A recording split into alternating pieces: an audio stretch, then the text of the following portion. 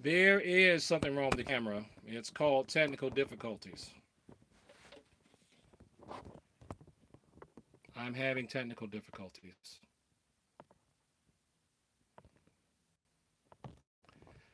There we go.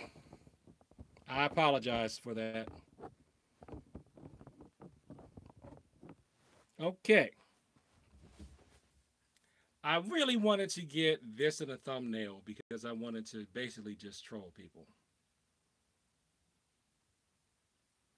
Not religious people, non religious people, because you know they're going to be people who don't think I understand all the crest, wealthy, and significance and all that other stuff with holding up a crucifix. I know all that. I know all that. Okay. I have deep Afrocentric training. Okay, I do. I have deep Afrocentric training. But that still doesn't mean that I'm not, the world is not perfect. And I'm going to take some things as they come and I'm just going to deal with them. Okay. And I also, have some training in the Bible. But this right here, I use what people understand. Okay. And a lot of people who share my religion, who are Christian, recognize this as a symbol. Okay, even if they don't agree with what the color of the man on the cross should be, they understand that. But this should be a quick video. Why do we bow in the martial arts if I say I love God? Okay, and basically, cool stream. I live. Thank you. But I don't have the money for a green screen and stuff like that. So let me answer the question because Asib2 had asked it on a previous video. The reason why we bow in the martial arts, even though I claim I love God, is because it is an Asian cultural carryover. It's an Asian cultural carryover. When they greet each other in the Asian countries, they bow. They do that. It is not a sign of worship. It is just a gesture that is saying hello or showing respect as it acknowledges a person. It is not the same type of bow that you do before a deity. Even if they bow like in Aikido, you bow towards the picture of the founder of the art. It is not giving the founder of the art worship. It's just respecting his memory because the guy did something great. And this is a sarcastic example, but it's really true though. Really, what I should do for my style that I've created, Cecil Taekwondo, if I want to really keep it African American, even though it's based on Korean stuff, we should do this. I should make my students do that. The head nod back. Right? That's how we greet each other. Or, what's up? Right? Hasib is laughing. But that's really what it is. You're laughing. But 1,000 years from now, if the African American culture survives, that may be a thing. It may become formalized, even though that's something that people do. And I did this for a while at my first set of classes that I had on my own. I had students give each other a pound. It was just something that I just did, probably still residual hip hopness. When we greet each other, we gave each other a pound. As a matter of fact, it was one dojo I trained at. We would do that. We would bow, and then we give each other a pound like that on the back. What's up? What's up? It's just what we did. So it is an Asian cultural carryover. That's why we bow. We're not worshiping anything. Now, however, I enforce the bow because I also, Hasib said I don't see anything wrong with that. I also want my students to be able to fit in if they go to another club. So, and some of these guys, I have to remember this. And this is something that's hard for me to remember. I'm trying to keep my shirt out of the way. This is something that's hard for me to remember because I am not from the cultures where a lot of these arts come from that I've studied. bowing has a significance in just in terms of respect. So if they go to another martial artist club and they don't bow, that person may feel offended.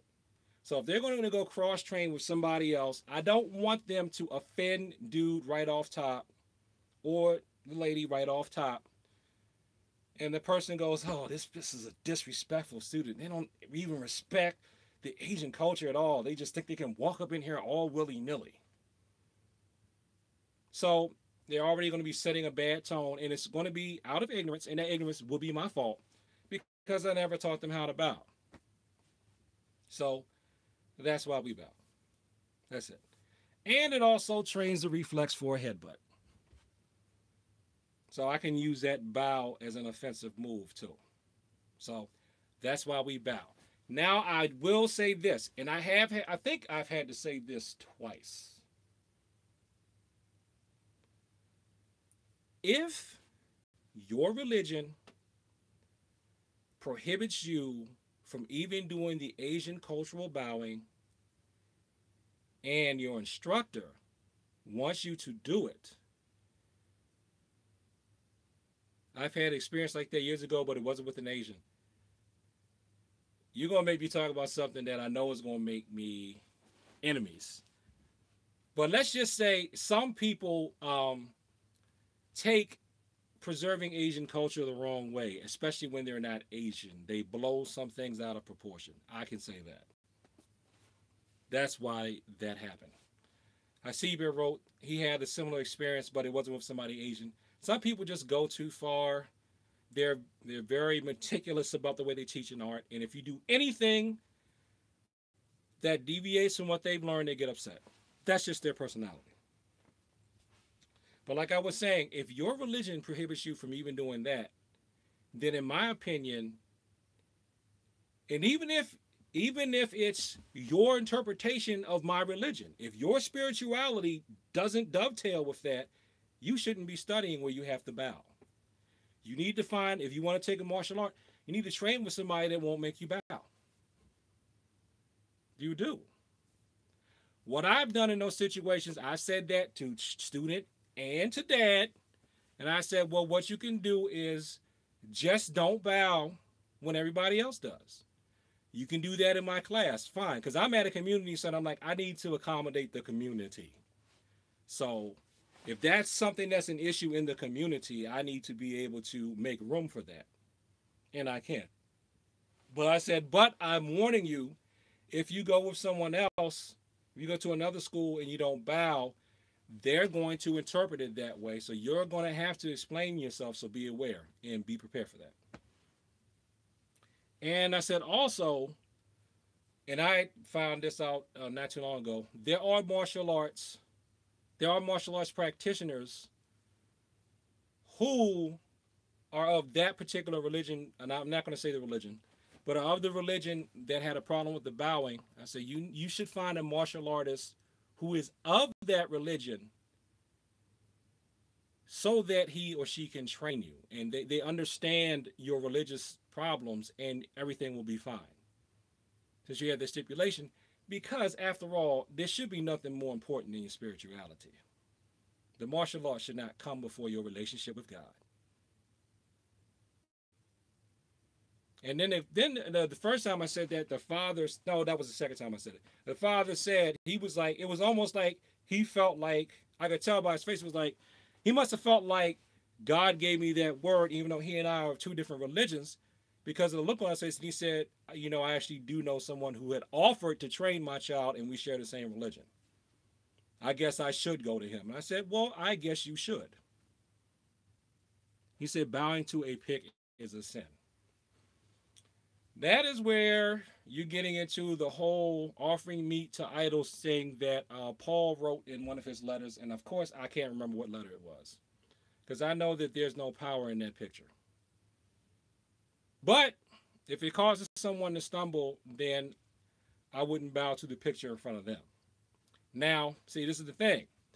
When I'm a student in someone else's house and I want to learn from them, if they have the picture up, I bow to the picture. It doesn't bother me because I know that there's no power in that picture. I know that's not a God. That's not God.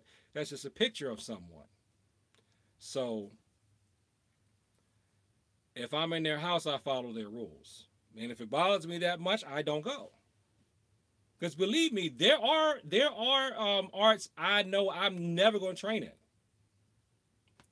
Or I should say, there are martial arts practices I know I'm never going to train in, because some of that stuff is not even really the style. It's just those style lists that are making things weird.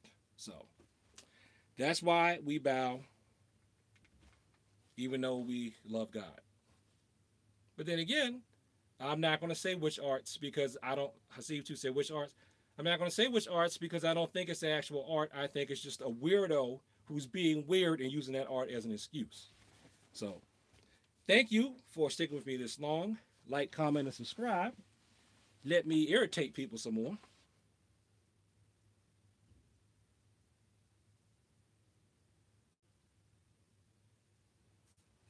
Some of y'all just hate Christianity. You really do. You hate Christianity.